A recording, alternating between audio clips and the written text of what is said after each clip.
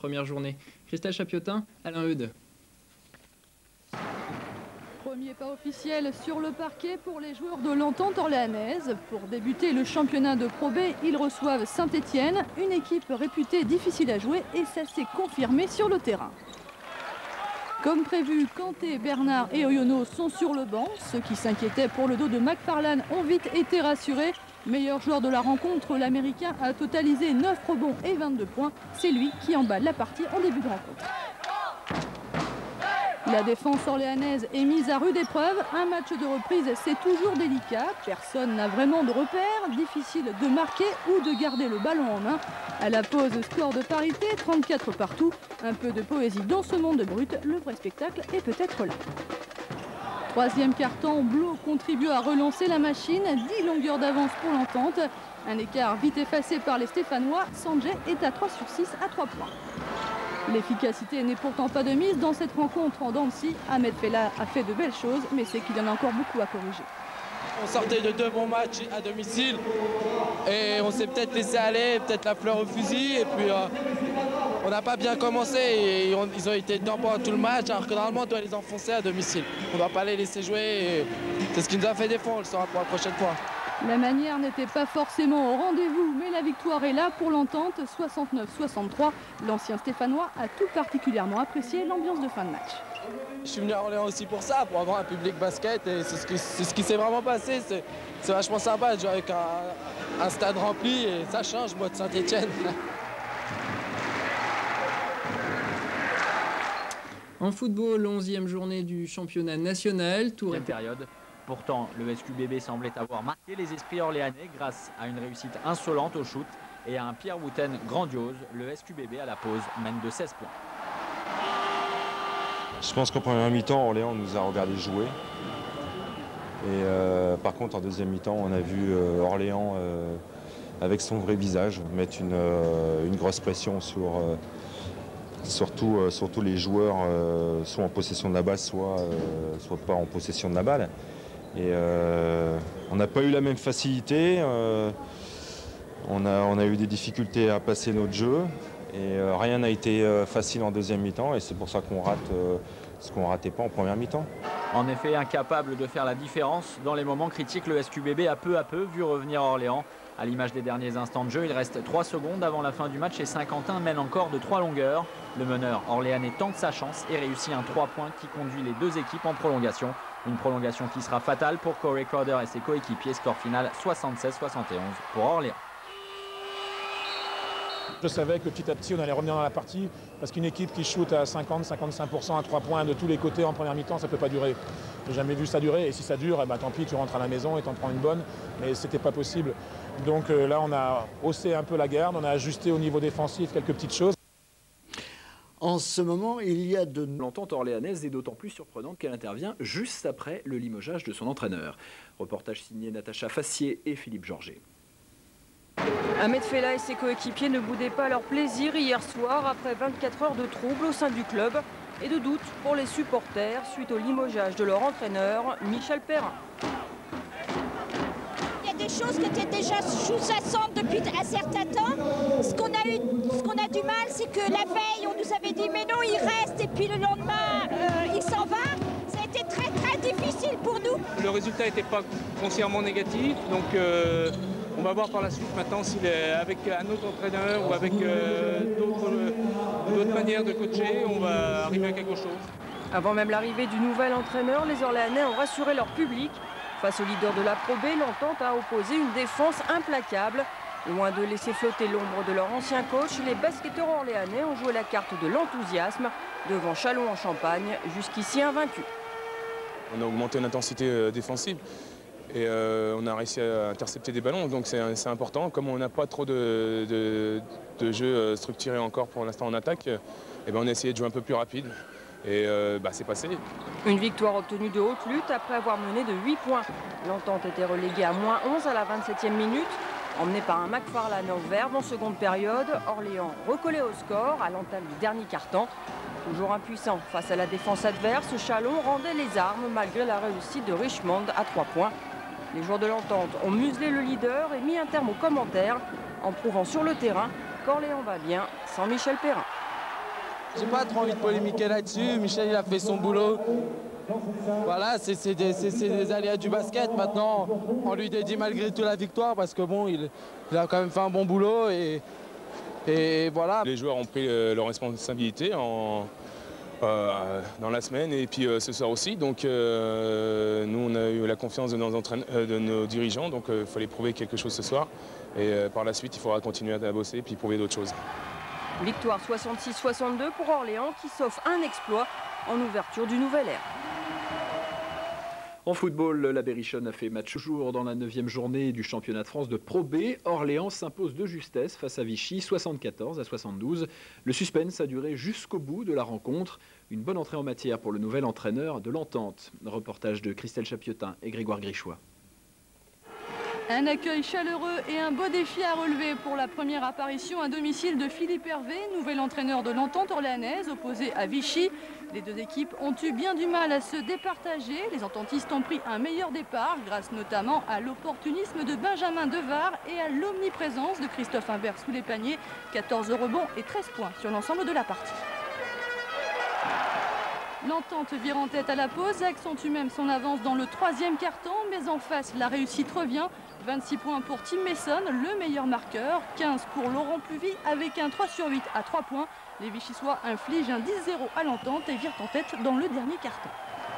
On était peut-être un petit peu fébrile en attaque, parce qu'on avait peut-être envie de trop bien faire par rapport au public. Mais ce match-là va nous servir au niveau de l'expérience et par rapport à la continuité du championnat, puisque c'est bien de l'avoir gagné dans ces conditions-là. Car ils ont su réagir, les joueurs de Philippe Hervé. Quand on a 8 points de retard à moins de 2 minutes de la fin d'une rencontre, il faut forcément prendre des risques. C'est ce qu'ils ont parfaitement su faire. On a tenté des choses qu'on n'a jamais travaillées. Les joueurs les ont appliquées, ça a posé problème à Vichy. Et puis on a surtout continué à défendre. Et voilà, ça bascule. Ça bascule pour l'Entente à la plus grande joie des supporters qui assistent à la remontée fulgurante de leur équipe. Un 13-0 pour revenir d'abord et s'imposer ensuite malgré ce dernier panier à 3 points d'Acerich. 74-72 pour l'Entente qui reste bien ancrée dans le haut du classement. En patinage artistique, le Tourangeau, Frédéric. Les basketteurs de l'Entente orléanaise, maillot noir, sont allés à Quimper décrocher leur 7e victoire de la saison, 74-71. Un succès obtenu de haute lutte qui permet à Orléans de se placer en tête de Pro B à égalité avec 4. Natacha Fassier et à la Une chose est sûre, les sourires n'étaient pas de circonstance hier soir à l'Entente orléanaise. Empanaché de son tout nouveau statut de co-leader de Pro B, le président du club savourait la performance et l'efficacité de son équipe sous la baguette de son nouveau coach. Il est certain que le comportement de l'équipe depuis quelques matchs m'a énormément séduit et c'est ce que j'attendais et j'en suis ravi. Mais il ne faut pas trop s'enthousiasmer. Encore une fois, il faut garder le cœur chaud mais être serein. Serein mais vigilant, c'était le leitmotiv de Philippe Hervé avant la rencontre face à Maurienne. Le coach orléanais craignait le piège savoyard, mais de confrontation, il n'y eut point. Tant Orléans domina son sujet hier soir. Symbole de cette maîtrise, B.J. McFarlane. Face à son ancienne équipe, l'ailier américain était sur un nuage. 26 points à 90% de réussite, plus 8 rebonds, 5 interceptions et 4 passes décisives. Après 5 minutes de jeu, Maurienne était déjà reléguée à 10 longueurs. Et si la maison savoyarde ne sombre pas totalement en première période, c'est grâce à la performance d'un ancien Orléanais, Simon Darnozan. On revient à un moment donné à moins 12, moins 11 je crois, ou moins 10. Et puis après on prend une rafale de contre-attaque, plus les fautes, plus des tirs à panier à 3 points de Dewart et de Da Silva. Donc bon, derrière, puis ça, à chaque fois qu'on en prend un, ça nous met un peu plus sous terre. Et puis bon, ben voilà. Ben Diwar, l'autre scoreur de la soirée, qui donnait 19 points d'avance à Orléans après 30 minutes de jeu. L'Entente aura fait preuve d'une belle autorité lors de cette 11e journée et décroche sa 4e victoire consécutive, 83-65. Orléans toujours co-leader de Pro B, mais les 6 premiers se tiennent dans un mouchoir de poche. Voilà, et c'est tout pour aujourd'hui. L'actualité régionale revient demain avec 105 à 67. Au classement, Orléans est 2e à égalité avec Évreux et Boulazac. Boulazac qui sera le prochain adversaire de l'Entente. Ils ont obtenu l'essentiel, mais Nice a fait souffrir. Je vous propose de revenir sur la victoire d'hier soir avec nos confrères de France 3 Aquitaine. D'un côté, une équipe du BBD toujours aussi pleine d'envie, mais trop maladroite, trop fatiguée. De l'autre, lucidité, efficacité. Orléans a fait parler son professionnalisme et son réalisme sur un parquet où Boulazac n'avait plus perdu depuis février 2004. On a été très concentrés, on sait qu'on a des joueurs de qualité, tout le monde a amené sa pierre à l'édifice. Donc voilà, on a peut-être une équipe un peu plus complète que Boulazac, mais Boulazac joue avec un gros cœur. Et maintenant, je comprends mieux pourquoi ils sont restés longtemps invaincus dans leur salle. Bien sûr, le BBD a vendu chèrement sa peau, mené toute la partie sans jamais vraiment être décroché, mais la Pro B, ça use. Auteur d'un début de saison fantastique pour un promu, Boulazac a besoin de souffler, la courte trêve va faire du bien.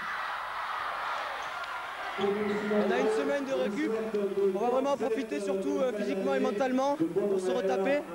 On a un mois de janvier qui est très difficile, il va pas falloir se louper pour bien repartir. Mais bon, on y croit et maintenant objectif les playoffs. Orléans est en tête de la Pro B avec Besançon. Boulazac reste en embuscade à 1 point des 2 leaders. Basket, toujours en Ligue féminine. Bourges recevait Montpellier cet après-midi. Il s'agissait de l'avant-dernier match avant la trêve. Les Berruyères se sont imposées 81-61, ce qui permet aux Orléanais de tenir le haut du classement de Pro B. Delphine Aldebert, Grégoire Grichois.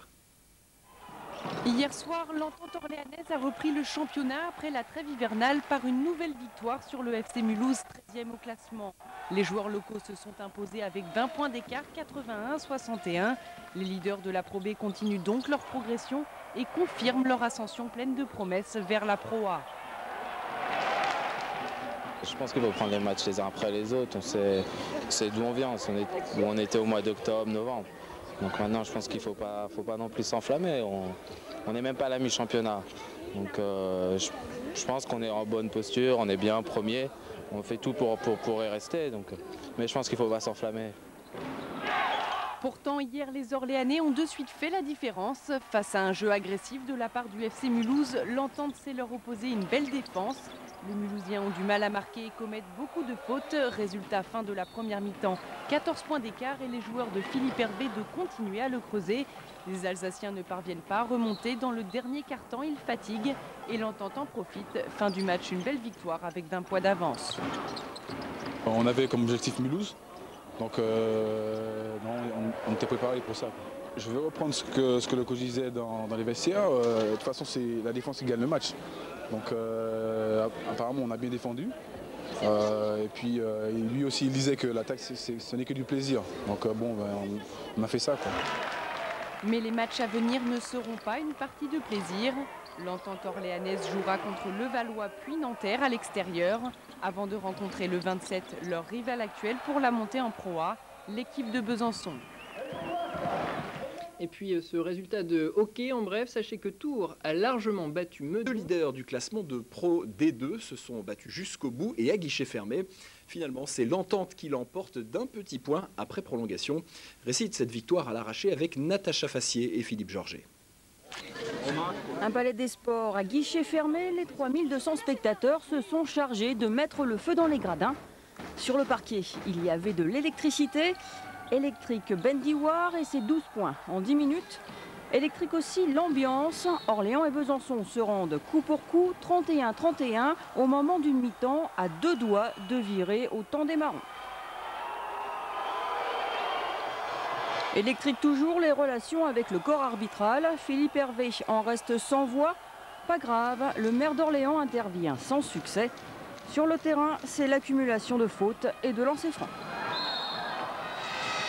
Ça a été un match assez particulier à gérer par rapport à ça au niveau des fautes parce que en fait les arbitres on n'avait pas trop de repères par rapport à leur coup de sifflet et je pense qu'ils nous ont pas trop aidés.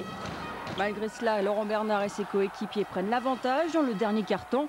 L'Entente compte 12 points d'avance jusqu'à la chevauchée fantastique d'un certain John Ford et Cédric Banks. Le duo américain ramène Besançon à égalité, 61 partout après 40 minutes de jeu. Place aux prolongations et au shoot à 3 points. Blo trouve le cercle, Banks réplique et contraint l'Entente à jouer une seconde prolongation. Mené 79-81 à la 49e minute, Orléans arrache la victoire sur un tir primé à 3 points d'Ahmed Fella à 11 secondes de la fin d'une rencontre à haute tension. Franchement, ça fait du bien parce que mes deux autres tentatives, elles ne sont pas rentrées. Donc à la fin, je me dis, il reste 8 secondes, quelque chose comme ça, il faut le prendre. Bah, je le sentais bien et puis bah, c'est rentré dedans. Non, ça fait plaisir de gagner comme ça pour le public, quoi. Besançon prend un dernier shoot au buzzer, mais la chance est du côté orléanais. Victoire 82-81, un petit point pour s'adjuger la tête du classement de la Pro B. Un petit point, c'est tout ce qui sépare Orléans et Besançon à l'entame de la phase retour de cette première partie de championnat. Et puis toujours en basket, sachez que Saint-Quentin, 82-76, l'Entente conserve sa place de leader au classement malgré un adversaire qui lui a donné du fil à retordre. Reportage de Christelle Chapiotin et Alain Eudes. Il y a du monde devant le Palais des Sports d'Orléans, pas pour une manifestation mais pour un match de basket. Les bons résultats de l'Entente orléanaise attirent le public, il y a de plus en plus de fidèles. Il y a un bon entraîneur qui a bien su amener quelque chose de complémentaire et une bonne osmose au niveau des joueurs qui sont bons. Ouais. Bah, cette saison, il y a eu des bons renforts, donc c'est vrai que là, on ne peut que gagner. Et après le match de l'autre fois contre Besançon, on ne peut qu'être derrière notre équipe, c'est normal. Ce match référence contre Besançon, gagné après 2 prolongations, a permis à l'Entente d'asseoir sa position de leader dans le championnat de Pro B. Après sa victoire à Évreux, les spectateurs ont hâte de suivre la rencontre face à Saint-Quentin, une équipe de première partie de tableau qui a tout à gagner sur le parquet orléanais. Et le début de match est plutôt équilibré. Les statistiques des deux équipes sont similaires en première période. Bernard met l'Entente sur orbite. Les égalités se succèdent. Wooten est parmi les plus en vue côté Saint-Quentin. À la pause, score de parité logique, 36 partout. C'est après que les choses vont se gâter pour les Picards. On prend un éclat effectivement dans le 3e quart-temps. Orléans a accentué un petit peu son intensité en défense et on a perdu quelques ballons qui ont été très rapidement exploités par Orléans. L'Entente performante sous les paniers, 10 rebonds et 13 points pour Humbert. Ajoutez à cela la bonne rentrée de Ben Devar et l'Entente s'envole, 14 points d'avance au début du dernier quart-temps.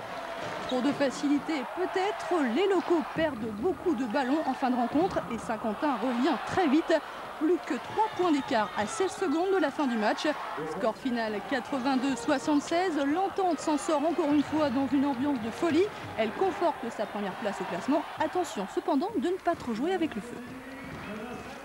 Ce matin, Chronique de Loire nous emmène au 20e salon. Ils ont mal géré leur match. Ils s'inclinent 73-66 face aux Nantais. Vous voyez plutôt le compte-rendu de match de Christelle Chapiotin et Philippe Georget. Bruno Ham vient grossir les rangs de l'Entente orléanaise qui a à cœur de se refaire une santé après sa défaite à Antibes et ça part plutôt bien. Dewar ouvre les hostilités face à une équipe de Nantes un peu lente au démarrage. 9-0 puis 16-2 pour l'Entente avec un gros manque de réussite côté visiteur. 3 paniers seulement dans le premier quart-temps. Les lancers francs de Boutry permettent de rester au contact. 16-9 pour mieux préparer la suite. Les consignes, c'était laisser un peu Ahmed Fella faire son cinéma, le laisser pénétrer. Bloquer Dewar dans ses shoots et dans ses pénétrations, une grosse défense sur lui. Et puis renforcer la raquette, surtout mettre une grosse pression dans la raquette pour sortir le maximum de ballons. Et ça a marché en fin de match. Et ça a même commencé avant, une bonne pression défensive qui pousse l'Entente à la faute. 7-0 pour Nantes au début du deuxième quart-temps. Les deux équipes se retrouvent à égalité, 16 partout. Difficile quand même pour les Nantais de contenir Ahmed Fella qui s'infiltre toujours dans la défense. L'Entente reprend les devants et compte même jusqu'à 14 points d'avance dans le troisième quart-temps. Il en reste 7 avant les 10 dernières minutes, de quoi réjouir le public, mais pas pour très longtemps. Nantes est quand même la meilleure attaque du championnat.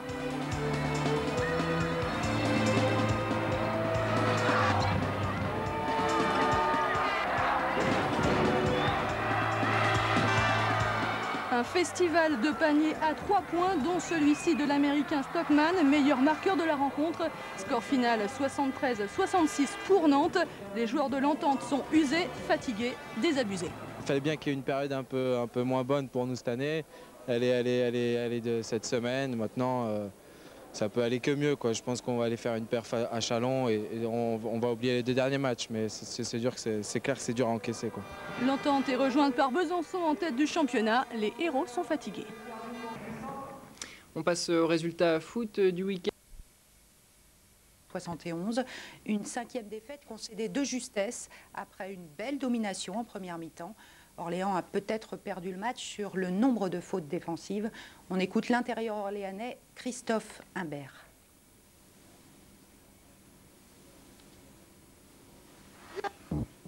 Reportage sur le compte-rendu de ce match. Le ouf de soulagement de Geoff Lear, la Jave le sait, elle vient de marquer les esprits. À 9 journées de la fin, la voilà seule en tête de son championnat, avec en prime un ascendant psychologique sur son adversaire du soir, Orléans, concurrent direct à la montée, qui avait misé sur son agressivité défensive légendaire pour faire douter les thermos. Mais la Jave a du répondant, bien aguerri pour partir au combat. En fer de lance, Laurent Pluvy, il n'a pas peur de la baston et le prouve. 10 passes décisives, 10 points, 8 rebonds et quelques interceptions. La Jave, menée durant les 20 premières minutes, va s'offrir une cure de jouvence en seconde période pour infliger une 5e défaite de rang à Orléans et s'emparer du fauteuil de leader. On a fait quelque chose de très intéressant pour la suite parce qu'on met Orléans derrière. Goal à virage, égalité, on perd de 2 chez eux, on gagne de 2 ici. Entre eux, ça se jouera sur un goal à virage général, mais c'est quelque chose de très positif pour la suite, pour les 9 journées à venir. Mais une première place encore virtuelle, car Besançon, co-leader du championnat aux côtés de Vichy avant cette rencontre, disputera ce soir son match en retard de cette 25e journée. Après la crise de l'Anchois, peut-être en championnat. Hier soir, les hommes de Philippe Hervé ont battu Quimper dans la douleur. Orléans a eu besoin en effet d'une prolongation pour venir à bout des Bretons. Le score final 88-80. Le récit de Farid Benbekay avec Sylvain Thévenard. La dernière fois qu'ils se sont croisés, c'était à Quimper et l'entente orléanaise s'était imposée de justesse. Pour autant, Philippe Hervé et son équipe n'ont pas d'ascendant psychologique sur les Bretons. Ces derniers temps, en effet, Orléans est dans une mauvaise passe, 0 victoire enregistrée en 5 matchs. Et comme si cela ne suffisait pas, Ben Dewar est absent. Le pilier de l'équipe souffre d'une entorse à la cheville. Les difficultés apparaissent dès le début de la partie. Sur le plan offensif, l'entente manque d'agressivité. Côté défense, c'est pas mieux. Les Orléanais sont aux abonnés absents. Du coup, les Quimpérois profitent de l'occasion pour prendre de la distance. À la mi-temps, les Bretons ont 18 points d'avance. On a un petit souci en ce moment, c'est qu'on a vraiment du mal à commencer les matchs. C'est vu encore la dernière fois contre Angers.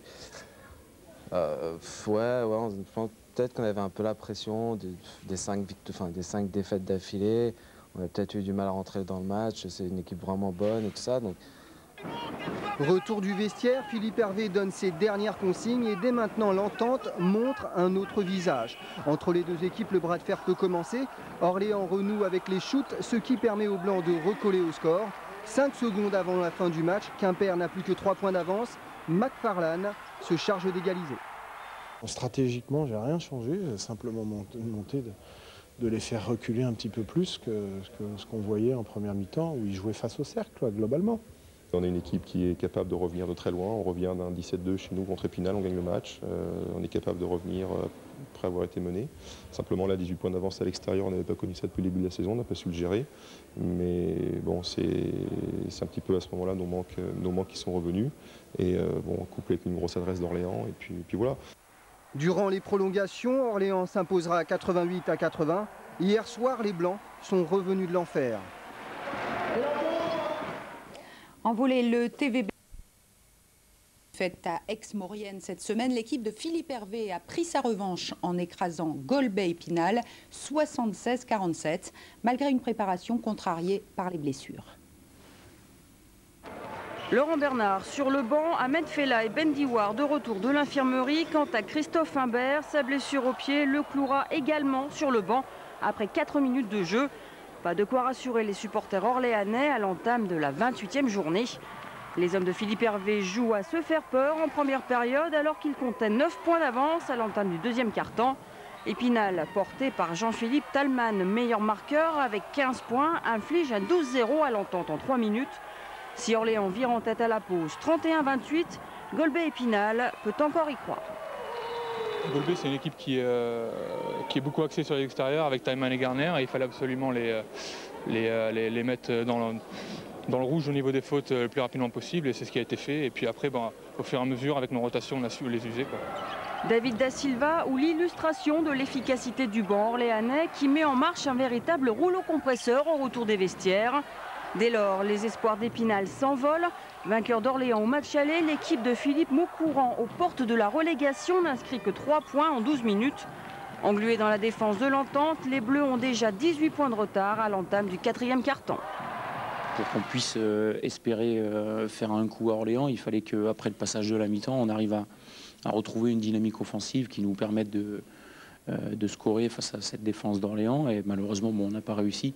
Et nous, on a besoin de trouver du rythme offensif, de l'efficacité offensive pour que notre jeu et notre basket soient cohérents.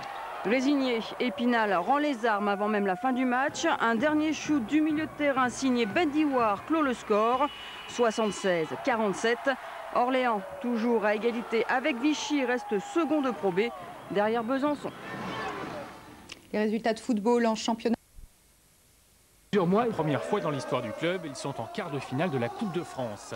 Hier soir, l'Entente a fait tomber Vichy, son rival direct pour la 2e place en championnat de Pro B.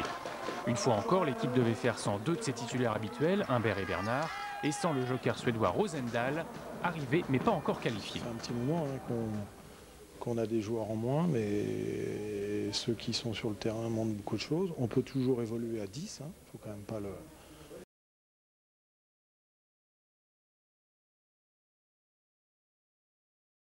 le sous-estimer, on n'est pas en sous-effectif.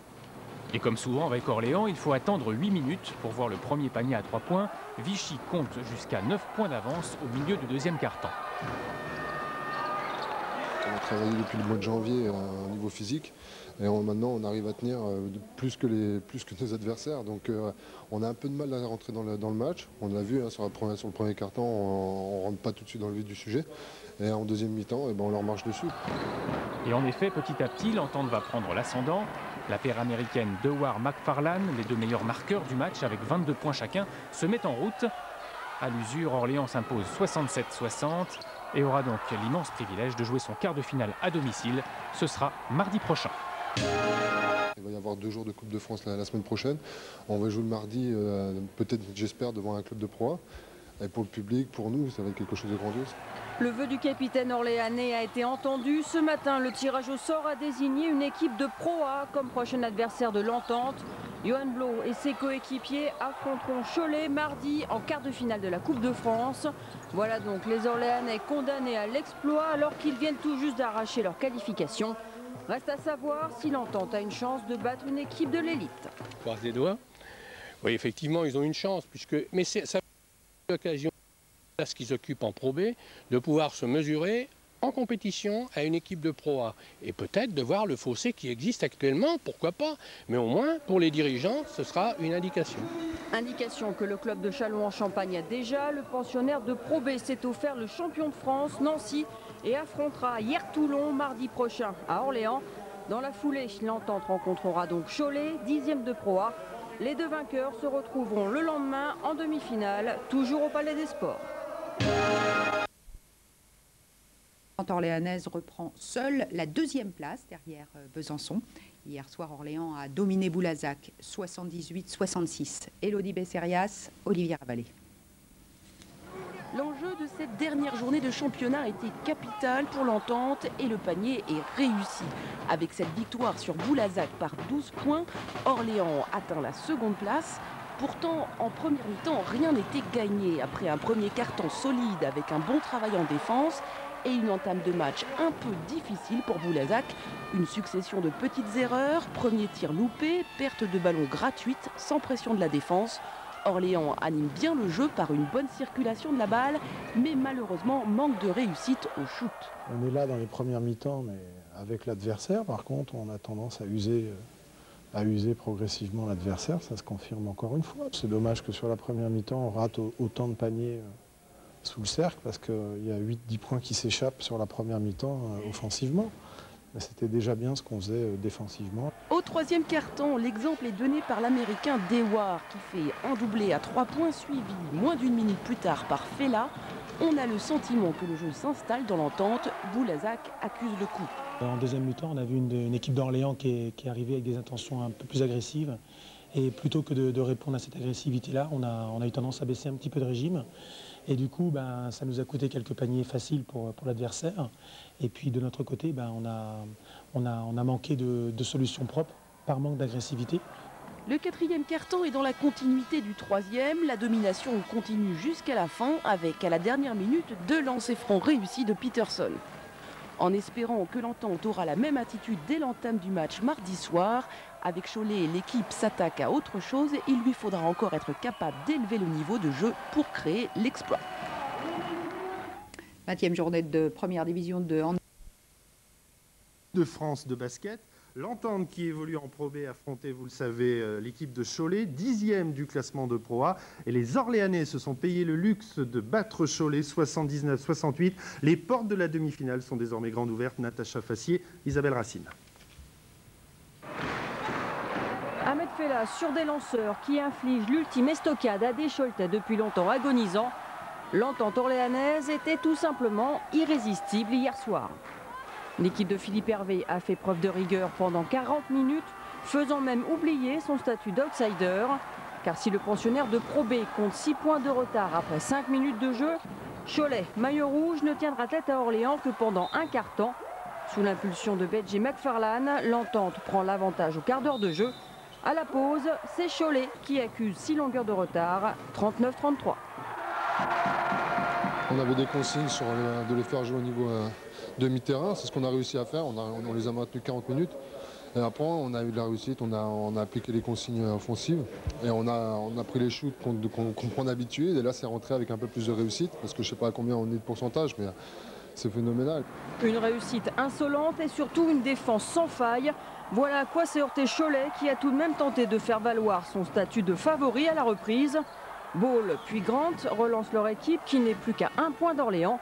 Mais loin de céder, l'Entente relance la machine et creuse de nouveau l'écart.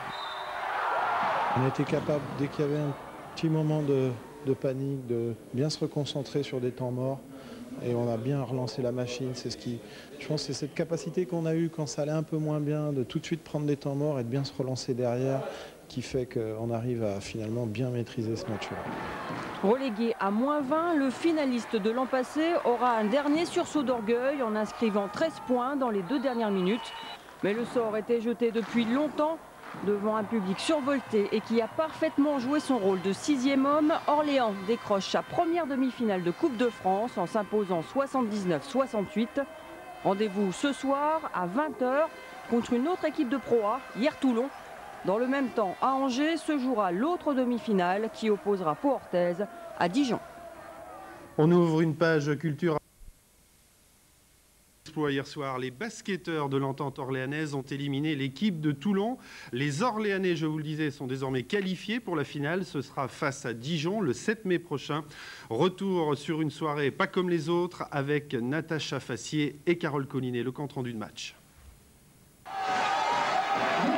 Qui aurait osé le croire? Qui aurait osé parier sur la présence d'Orléans en finale de la Coupe de France? L'Entente a fait un superbe cadeau à son public et s'est offert une qualification historique. De quoi émouvoir son président. C'est super! On est en finale! C'est le sentiment d'un travail bien fait! Maintenant, c'est super! Comme la veille, face à Cholet, l'équipe de Philippe Hervé a jeté un sort à Hier-Toulon, autre équipe de Pro A. La recette de cette potion magique, une solidarité infaillible, tout comme la défense, ainsi qu'une débauche d'énergie à l'image de Mokanté et des intérieurs orléanais qui avaient fort à faire sous les panneaux. Ce soir, on savait que Yann Lockhart et Calmini, il fallait qu'on les empêche d'avoir un rayonnement supérieur à celui qu'ils ont d'habitude. Donc contrôler à l'intérieur, contrôler les ailiers, je pense que tout le monde a bien fait son travail aujourd'hui. Nous on l'a fortement subi, on était supposé pouvoir les contrarier et on n'a jamais pu, Je crois qu'ils ont vraiment fait un très très grand match de basket. Dominés de bout en bout, les Varois ont balbutié leur basket à l'image de leur meneur, Jason Rowe, réduit à 1 sur 13 à 3 points. A contrario, Orléans termine à 45% de réussite sur les tirs longue distance. Hier est logiquement dominé. L'Entente compte jusqu'à 15 points d'avance. La rébellion adverse dans le dernier quart-temps ménagera le suspense, mais rien ne semblait pouvoir priver Orléans de sa finale de Coupe de France qui se jouera contre Dijon. Dijon, c'est un bon clin d'œil. J'ai été formé à Dijon. Laurent Bernard a joué longtemps à Dijon, Bruno aussi. Ça serait bien d'être un peu en finale. Jouer à Bercy devant à peu près 10 000 spectateurs, ça doit quand même être une perspective assez sympa, non?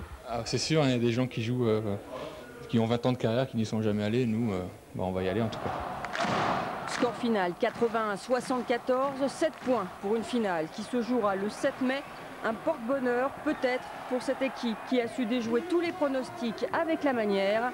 Aucune équipe de Pro B n'avait joué la finale de la Coupe depuis 99 et autant prévenir, Orléans n'est plus à un exploit près. Et Christophe Guérin, le président de l'Entente orléanaise, est avec nous sur ce plateau. Un président heureux, bonjour. Bonsoir. Merci d'avoir accepté notre invitation. Très franchement, au stade des huitièmes de finale, vous imaginiez déjà un tel parcours et une telle réussite? Non, certainement pas. C'est l'aboutissement, comme je l'ai pu le dire hier, déjà un peu ému, c'est l'aboutissement d'un travail bien fait. On a toujours par principe, dans n'importe quelle activité, notamment en sport, nous sommes toujours ambitieux. Donc on a toujours un idéal, un objectif. Vous avez l'air un peu surpris quand même de ce parcours. Ah oui, c'est 2 jours magnifiques. 2 jours magnifiques, un spectacle sportif de haute volée, 2 fois guichet fermé, 6500 personnes, un public qui nous a soutenus, et puis 2 belles équipes, et notamment le match de Cholet, qui est pour moi le match de référence. Vraiment une très très forte équipe de Pro A que nous avons battu avec les honneurs. Et puis hier, avec le cœur, pour combattre un peu la fatigue de la veille. Est-ce que l'arrivée de ce nouveau joueur, John Peterson, il y a une dizaine de jours, a modifié un peu la donne au sein de l'équipe? Je ne pense pas. C'est l'aboutissement, encore une fois, d'un travail. Il faut continuer, et c'est le langage de Philippe Hervé depuis le début de la saison. À un moment donné, les efforts payent, et c'est un groupe qui a besoin de challenges forts. Donc ils vont nous le prouver, je l'espère, le 7 mai. Alors justement, l'objectif, c'est cette finale, le 7 mai face à Dijon. Comment on se prépare maintenant à un tel choc? Eh bien déjà, on va se préparer en redescendant sur terre, en gagnant à Mulhouse. L'objectif, c'est le championnat. Comme j'avais pu vous le traduire, la Coupe de France, c'est toujours la cerise sur le gâteau, mais l'objectif, c'est le championnat, et la meilleure des préparations, c'est d'aller gagner à Mulhouse samedi. Et vous pourrez compter sur le soutien de vos fidèles supporters. Et puis la Coupe de France, c'est une répétition pour nous des playoffs, parce que ce qu'on va vivre à Bercy là, on espère aussi le vivre le 18 juin, où pour nous, c'est déterminant, parce que c'est une place de montée en Pro A. Eh bien, c'est tout le bonheur qu'on vous souhaite. On suivra ça avec beaucoup d'intérêt. Donc, le 7 mai, vous venez de le dire, à Paris-Bercy, au Palais Omnisport, donc face à Dijon. Et puis, des cars vont être organisés, de façon à ce que 2000 à 3000 spectateurs puissent nous rejoindre à Bercy. Et la réservation pour la billetterie commencera dès cet après-midi. Très bien. Tous les supporters orléanais pourront donc aller à Bercy. Merci. Christophe Guérin d'avoir accepté notre invitation. En Eure-et-Loire, tout autre chose. Hier soir, l'Entente s'est inclinée logiquement à Mulhouse, 71-60. À l'issue de cette 31e journée, Orléans est 2e ex-aequo avec Vichy. Le compte-rendu de ce match par nos confrères de France 3 Alsace. C'est presque un festival de maladresse auquel se sont livrées hier soir les 2 équipes en début de rencontre. Le FCM Basket en blanc a du mal à trouver l'anneau et Orléans ne se montre guère plus efficace. Résultat, petit match et petit score après 10 minutes de jeu, 13-12. On a eu du mal un petit peu à rentrer dans le match, peut-être dû à cette pression, puisqu'on savait que le résultat était impératif ce soir. Mais par la suite, on s'est un petit peu libéré et on a réussi à avoir une défense performante. Durant le 2e quart-temps, Mulhouse retrouve ses valeurs et réussit à prendre les devants face à une formation orléanaise visiblement émoussée qui dispute là son 4e match en 8 jours et qui pense déjà un peu à sa finale de Coupe de France. On a beau être un gros bras du championnat, mais avec des jambes lourdes et la tête à Bercy, difficile de jouer au basket. On a mis un petit peu la tête dans les étoiles, c'est parfait pour la suite des événements, quoi. Ça veut remettre les pieds sur terre, mais c'est dommage qu'on n'ait pas pu éviter ça quand même, quoi. Si on est pro, on passe au-dessus de ça, quoi. Au retour des vestiaires, les Orinois accentuent leur avance. Mulhouse compte jusqu'à 16 points d'avance et Heidi Smith crève l'écran, 20 points à lui seul. En fin de rencontre, Orléans ramène le score à des proportions plus conformes à sa véritable valeur. Au final, 71-60. sur toute la partie. C'est vrai qu'on a bien défendu. Ils ont mis quelques shoots à des bons moments, à 3 points. On a su gérer ensuite. Et sur l'attaque, on a su gérer à la fin, sur les lancers francs. Et on a bien géré le match. À 3 journées de la fin du championnat, l'UFC Basket reste plus que jamais en course pour son objectif, une place en play-off. Les résultats de football, une du championnat de France de Pro B et donc la défaite hier soir de l'Entente au Palais des Sports contre Levallois. Petite défaite par le score, mais là aussi révélatrice. Alain Eudes. Surtout bien s'échauffer pour éviter les blessures, c'est l'objectif prioritaire des ententistes avant la rencontre face à Levallois, leur 4e match en 8 jours. Une répétition d'efforts très inhabituelle mais indispensable à 2 journées de la fin du championnat et à 4 jours de la finale de la Coupe. On sait qu'on a un match dimanche, mais il est hors de question qu'on lève le pied. Comme j'ai dit, le principal objectif, c'est quand même le championnat. Donc le match de Levallois est primordial pour l'accession pour la 2e place. Hélas, quand le physique ne suit pas, les intentions restent lettres mortes. Peu ou pas de repli défensif au cours du premier quart-temps. L'Entente est déjà en apnée aux grandes dames de l'entraîneur orléanais. Les flèches parisiennes, Ronald Burrell et Dave Ferguson, s'en donnent à cœur joie. Ils offrent 11 points d'avance aux visiteurs à la mi-temps. Les supporters de l'Entente font évidemment un peu grise mine, mais se consolent en songeant à la fête en préparation dimanche. On va se déplacer par bus, on est à environ 2200 à 2400 et ça va représenter plus de 3000 Orléanais à Bercy, tous ensemble, tous habillés en blanc. Une ferveur qui mérite bien un coup de collier en deuxième mi-temps. Johan Blo répète ses gammes au tir extérieur et redonne de l'envie à son équipe. Le physique manque toujours un peu, mais l'ardeur compense. BJ McFarland s'arrache sous le panneau et l'Entente revient à 1 point. La dernière possession de balle peut donner la victoire aux joueurs locaux. Un ultime manque d'adresse cloue l'Entente au sol. Levallois l'emporte 70-69. À Tours et dans son finale de la Coupe de France hier à Bercy, une défaite qui n'enlève rien à la prouesse d'Orléans pour arriver à ce niveau de la compétition. Natacha Fassier et Pierre-Dominique Lepay. Ébloui par le feu des projecteurs, l'Entente ne s'est pas brûlé les ailes à Paris-Bercy. Difficile de jouer une finale, difficile d'affronter l'équipe en forme du championnat de Pro A. Plus compliqué peut-être d'entrer dans l'arène. On est mal rentré dans le match, on ne sait pas pourquoi, peut-être à cause du stress. C'est vrai que c'est pas évident de jouer devant autant de monde, donc on a eu un peu peur, on a loupé des choses faciles. Pourtant, Blo et ses coéquipiers ont fait oublier leur statut d'outsider. La formation de Pro B a souffert, mais n'a jamais abdiqué face à Dijon. Tenu par TJ Lux et servi par Laurent Ciara, entre autres.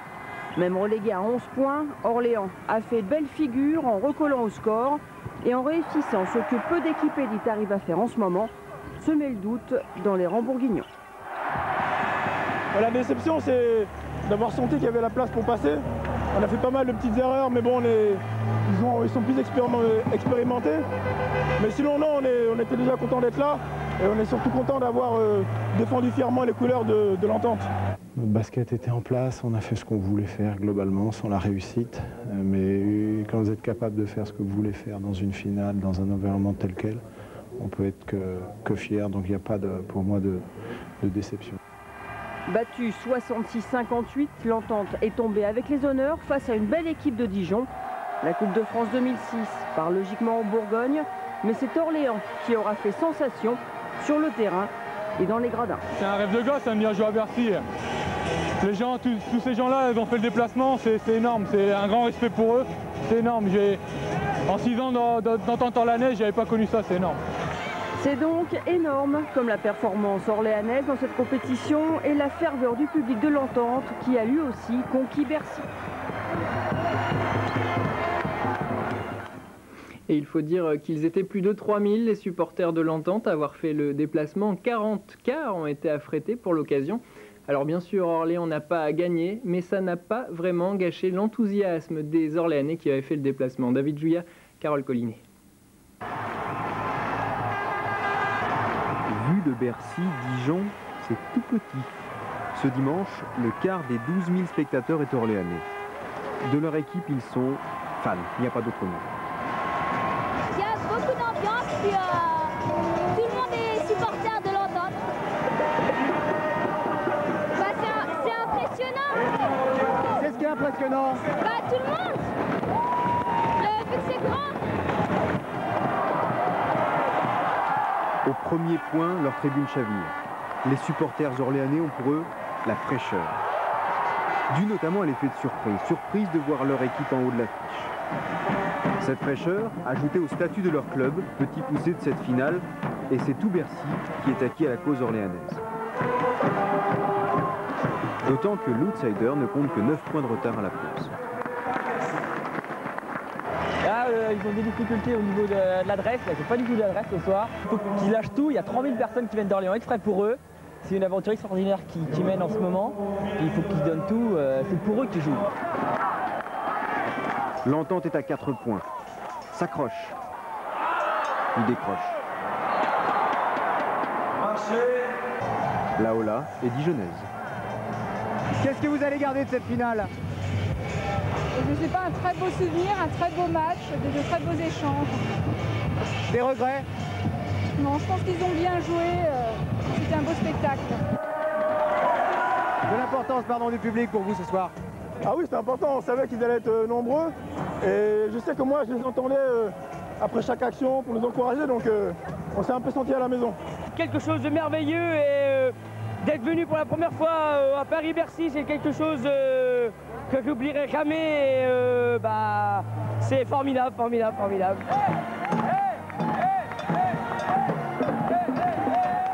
Et Ahmed Fella, le capitaine, enfin le meneur plutôt, de l'entente orléanaise, nous a rejoint sur ce plateau. Bonsoir. Avant de revenir sur le match d'hier, qu'est-ce qu'on ressent comme ça quand on est supporté par son public? 3000 personnes ont fait le déplacement, ça doit être assez magique.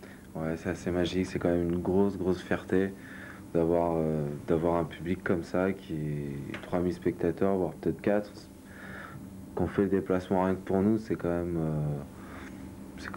gratifiant. Et on ressent quoi quand on rentre sur le terrain, quand on rentre dans Bercy comme ça doit être assez magique. Ouais, c'est assez particulier comme contexte. C'est vrai que ça change du Palais des Sports, même si le Palais des Sports est souvent plein. C'est vrai que Bercy, on n'a pas souvent l'occasion d'y mettre les pieds. Surtout pour une équipe de Pro B en finale de la Coupe de France. Ouais, voilà, donc on a été un peu la surprise, la belle surprise, je vais dire, de la Coupe de France. Quand on met les pieds sur le parquet de Bercy, c'est une sensation assez exceptionnelle. Ouais. En face de vous, il n'y avait pas n'importe qui, hein. Il y avait Dijon, des grands. Ouais, des grands qui restaient sur une très bonne dynamique de victoire, qui venaient de battre Pau, Gravelines, donc des grosses cylindrées de proie. Et puis pour vous, peut-être un peu de fatigue, c'était votre 8e rencontre en 21 jours, je crois. La fatigue doit commencer à se faire sentir, non, dans ces cas-là. Ouais, mais pour être honnête, c'est vrai que ça faisait beaucoup de matchs en très peu de temps, mais bon, pour un match comme ça, on oublie un peu l'aspect physique et une sorte on donne tout. qui... Il y a de l'adrénaline, de l'excitation, donc on oublie un peu les petits pépins et puis on donne tout sur les 40 minutes. Alors parlez-nous un peu de l'aventure pour arriver jusque-là, parce qu'il y a eu Bercy, mais il y a eu tout ce qui s'est passé avant, c'est aussi assez incroyable. Vous avez vaincu 2 équipes de Pro A, vous qui évoluez en Pro B. C'est incroyable ce qui s'est passé cette année. Ouais, c'est vraiment une belle histoire. Honnêtement, au début de la saison, la Coupe de France, on n'en parlait pas et on ne pensait pas aller une seule seconde arriver jusque-là. Maintenant, après, on a su qu'Orléans organisait les quarts et demi-finales de la Coupe de France. Donc on s'est dit ça peut être pas mal de faire ne serait-ce que les quarts dans notre public, pour passer une équipe de Pro A. Donc on a eu la chance de jouer Cholet. Et de battre Cholet, ouais. Et puis le lendemain, malgré la fatigue, de battre encore une autre équipe de Pro A, hier Toulon. Donc non, c'est quand même quelque chose d'assez exceptionnel. Et l'avenir maintenant, est-ce que vous allez continuer sur cette lancée? Parce que quand on a battu une équipe de Pro A comme ça, on doit se dire... Ouais, maintenant il va falloir un peu redescendre de notre petit nuage. Je pense que ça y est, on a bien profité, les supporters aussi, nous. Maintenant, il va falloir se reconcentrer sur les 2 prochains matchs de championnat. Il y en a un à domicile la semaine prochaine contre Nanterre et le dernier à Saint-Etienne qui sera très important. Est-ce que votre entraîneur disait l'objectif c'est bien la Coupe de France, mais l'objectif c'est quand même le championnat et il ne faut pas perdre ça de vue? Ouais, évidemment, l'objectif premier c'est quand même le championnat, ça il n'y a vraiment pas... Il n'y a pas photo, c'était une belle aventure, maintenant il faut vraiment se reconcentrer sur le championnat. Avant de se quitter, juste un petit mot peut-être de félicitations pour les filles de Bourges. Ouais, on a pu assister au dernier quart-temps. C'est bien, je trouve, pour la région centre, qu'il y ait des équipes Orléans et Bourges en finale de la Coupe de France, quand même. Parce que, juste en un mot, les filles de Bourges se sont imposées face à Valenciennes, 61 à 56. Très bien. Un beau Félicitations. score. Ahmed Fella, je vous remercie. Merci. Les fêtes de Jeanne d'Arc. A écrasé littéralement l'équipe d'Angers 105-82. Pour ce dernier match de la saison régulière, les deux entraîneurs sont surtout attachés à faire tourner leur effectif avant le début des playoffs. Ce sera mardi contre Saint-Étienne. L'entente orléanaise a terminé, vous le savez, deuxième à l'issue des matchs de la première phase. Et au bout de ces playoffs, en cas de succès, il y a donc pour l'entente la possible accession en Pro A. On va écouter Laurent Bernard, un joueur de l'entente orléanaise, ainsi que l'entraîneur Philippe Hervé. Ils évoquent justement ce quart de finale face à Saint-Étienne. C'est pas forcément un bon tirage. Moi, j'aurais préféré une autre équipe. Saint-Étienne, c'est quand même la meilleure équipe des matchs retour. Donc, ils n'ont rien à perdre, ils sont contents. Ils ont été pratiquement derniers de tout le championnat. Donc, maintenant, ils se retrouvent en play-off. S'ils jouent contre nous, on les a joués samedi. Donc, bon, pour l'instant, c'est eux qui ont un petit peu un avantage psychologique par rapport à nous. Ce sera Saint-Étienne, un quart difficile, on en est bien conscient. Maintenant, on va aussi... on s'est préparé physiquement depuis une semaine aussi pour ça. Ça a pu nous coûter un petit peu vendredi dernier, mais c'est pas grave. Et on va commencer vraiment à parler de Saint-Étienne, chose qu'on n'avait pas fait du tout la semaine dernière. Donc on va vraiment se préparer aussi cette fois-ci. Mais ça ne veut pas pour autant dire que le match sera facile pour nous, loin de là. Et on passe au rugby Orléans. Match de quart de finale aller des playoffs et Orléans a gagné 95-89. Le match retour aura lieu samedi. Et je vous propose d'écouter tout de suite une réaction. On a été préparé tactiquement, donc on a eu une bonne maîtrise de notre jeu offensivement par rapport à ce qu'on voulait. Bon, on n'a pas fait un gros match en termes d'intensité, d'agressivité défensive, surtout en première mi-temps. Mais on n'a pas trop mal corrigé après pour faire le trou à ce niveau-là, même si on s'est relâché après sur la fin quand l'écart était fait. J'ai toujours dit que ce groupe... c'est pas toujours facile dans un quotidien. Par contre, quand il sent que les échéances fortes approchent, il a cette capacité à se reconcentrer, se remobiliser, et ça a été encore le cas ce soir. Et on retourne dans le département de l'Indre, précisément à La Châtre. Des finales aller, les joueurs de Philippe Hervé se sont imposés hier soir à Saint-Étienne, 95-89, grâce à un Wilfried Aka en pleine forme, auteur de 25 points. Le retour est prévu samedi et l'éventuel match d'appui mardi, toujours à Orléans. En cas de qualification, l'entente pourrait bien affronter Quimper qui s'est imposé hier. Et nom d'une pelouse que les supporters stéphanois étaient mobilisés hier soir, y compris les plus illustres, des Verts qui ont déjà battu Orléans une fois, pourquoi pas deux. Une équipe qui revient de loin, elle était relégable il y a quelques mois, elle est au port de la Pro A maintenant, donc c'est bon signe. Je suis venu les supporter parce que d'abord c'est un beau club et qu'il y a une belle ambiance. Mais les Orléanais ne sont pas venus en faire valoir. Désireux de laver leur défaite la semaine dernière sur ce même parquet, affamés surtout de cette réussite qui semble enfin leur sourire. Ils attaquent ces Verts, 12 points d'avance en 9 minutes de jeu. Philippe Hervé jubile, pas mécontent de son coup. Mais qu'est-ce que ça, tu sommes comment J'avais fait exprès de mettre dans l'inconnu total le groupe vendredi dernier pour voir un petit peu comment ils découvriraient cette équipe de Saint-Étienne. Donc là, inversement, on était préparé tactiquement. Donc on a eu une bonne maîtrise de notre jeu offensivement par rapport à ce qu'on voulait. Les Stéphanois ne lâchent pas prise et parviennent même un temps à recoller au score. Mais la Furia orléanaise repart de plus belle et le match se termine comme il avait commencé par un festival de paniers à 3 points. Score final 89-95, les Verts sont cueillis à froid.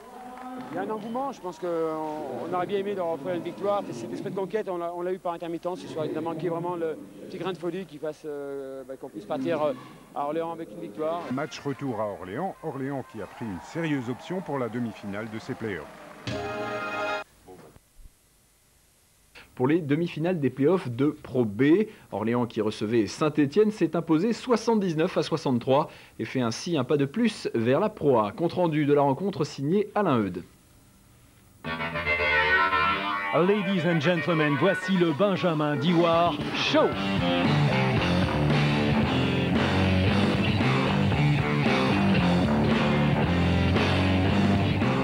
L'ailier américain de l'Entente orléanaise a été le grand homme de la soirée. 22 points, meilleur marqueur de la rencontre. Présence efficace au rebond offensif. À bientôt 25 ans, Ben Diwar a l'étoffe d'un joueur de Pro A. Il pourrait bien être le principal artisan de l'accession d'Orléans au championnat élite. Mais la Pro A était aussi l'objectif de Saint-Étienne et les visiteurs ont tout tenté pour contrecarrer les plans orléanais. D'abord dans les strictes lois du jeu grâce à l'adresse de Kelly McClure, puis sur un tout autre registre avec la claque de Johan Passav sur la joue de McFarlane. S'ensuit un gros coup de sang de l'autre américain de l'Entente et une série d'expulsions. Passav côté stéphanois, McFarlane et Fela côté orléanais. Saint-Étienne a eu la mauvaise idée de vouloir gagner un peu en nous énervant, en faisant des fautes un peu stupides. Et voilà, donc ça a eu le don d'énerver BJ, ce que je peux comprendre. Donc voilà, une petite échauffourée, on va dire. Et moi, c'est vrai que j'ai pas réfléchi, je suis allé. Parce que voilà, c'est un gars de mon équipe, donc pour moi, on doit un peu se serrer les coudes entre joueurs.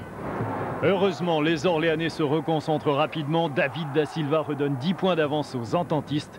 Et Ben Diwar, encore lui, termine sa remarquable prestation d'une main de maître. 79-63, Orléans est en demi-finale des playoffs. Elle connaîtra son adversaire mardi, ce sera Quimper ou Saint-Quentin. Les championnats d'Europe de judo se sont pour l'Entente orléanaise qui a pris une bonne option sur la qualification en finale, mais aussi sur la montée en Pro A. Le compte-rendu du match France 3 Amiens.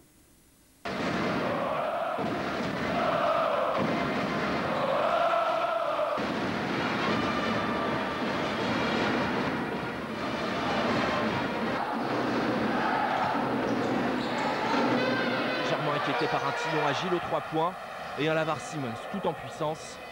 Les hommes de Philippe Hervé serrent les rangs et étouffent le SQBB. Benjamin Dewar très présent hier soir avec 21 points creuse l'écart. Puis Orléans varie son jeu et enfonce une équipe saint-quentinoise qui n'y croit déjà plus. 10 points d'écart à la pause, les choses s'aggravent dans la deuxième période. Simmons essaie pourtant de relancer les siens. Mais Saint-Quentin se décourage à l'image d'un Joel Dersma complètement aphone avec seulement 3 points au compteur et beaucoup d'erreurs dont profite Ahmed Fela. Orléans gère alors son avance et Johan Blo marque avec une étonnante facilité.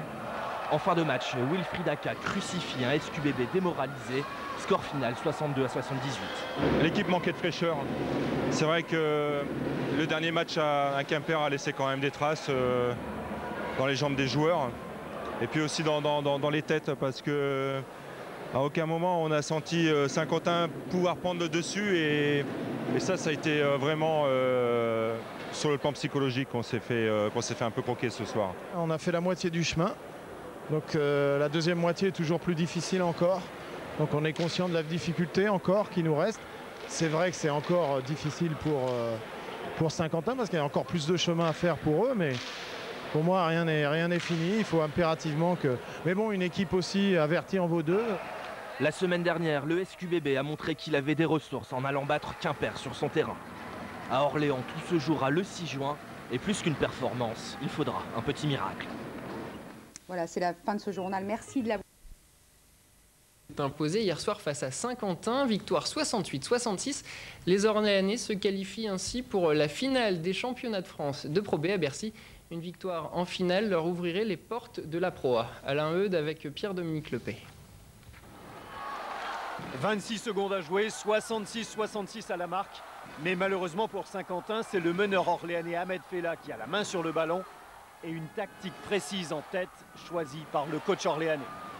Par rapport à ce qu'il nous proposait sur les dernières possessions, à vouloir empêcher Ahmed Fela d'utiliser le jeu de pick and roll, donc on a positionné des joueurs beaucoup du côté d'Ahmed pour libérer complètement. Voilà, c'est l'action qu'on avait prévu de faire et j'avais demandé à BJ, sois agressif, va au cercle.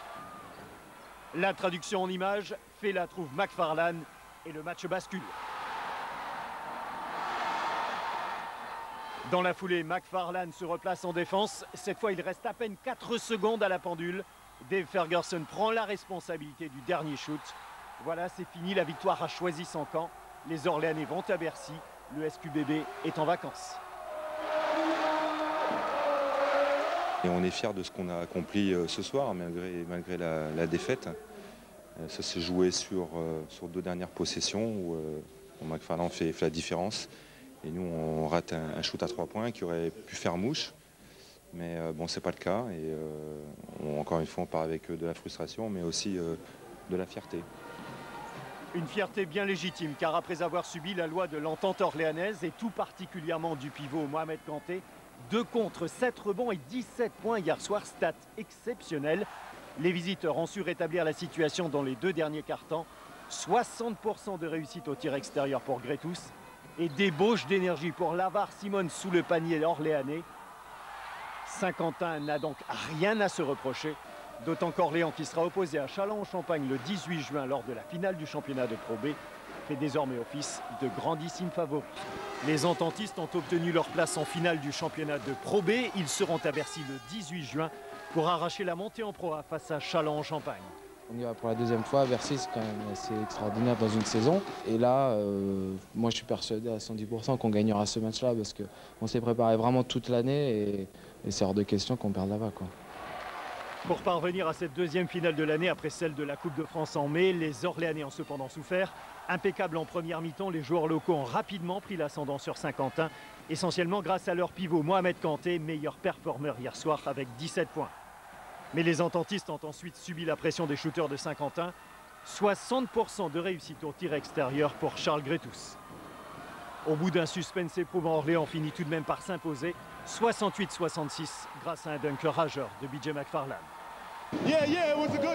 C'était un bon match, ça fait drôlement plaisir car ce sera ma première finale en France et maintenant on veut finir ça avec une victoire. Plus qu'un match donc pour Yohan Blo et ses coéquipiers. Rendez-vous à Bercy le 18 juin pour l'apothéose d'une saison de toute façon historique.